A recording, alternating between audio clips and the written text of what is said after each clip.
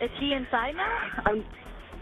No, he's in his car, and he continually has his hand on his gun, and he keeps saying, "Step closer." He's just threatening all of us with his firearms, and he's going to shoot us. That Shelley Zimmerman, the estranged wife of George Zimmerman, calling 911 this afternoon. And the police swarmed the house that apparently belongs to her dad as she accused George of punching her father, George's father-in-law, in the nose, knocking off his glasses, and also scratching her iPad. And she said she was scared. At one point, she's like, "Dad, go into the house, go into the house."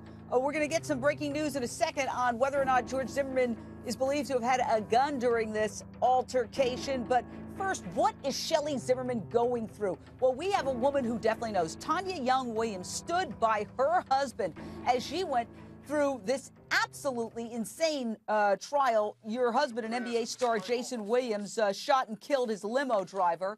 And he went through a lengthy trial. The jury deadlocked on manslaughter. Eventually, he pleaded guilty to assault. You lived through all of this.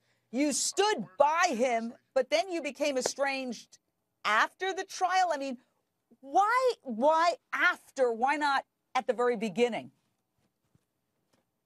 Well, Jane, when someone you love has, as Jason did, an accident, which is very different than George Zimmerman, which is a purposeful killing.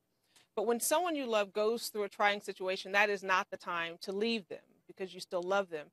And when you're in the throes of a trial, you actually become closer because it is an all-consuming experience in your life. You eat, you sleep, you drink. Everything is about the trial and fighting for freedom. But you find oftentimes once the trial is over, you don't have that commonality, the conversations, there's a loss in conversation, and you start to figure out what is this relationship really about, because we don't have the same bond, which would have been the trial that's keeping us together. I would have to say, when I listened to George Zimmerman and Shelley talk on the phone, even when they were trying to hide the money, I said then, this does not seem like a couple that's in love.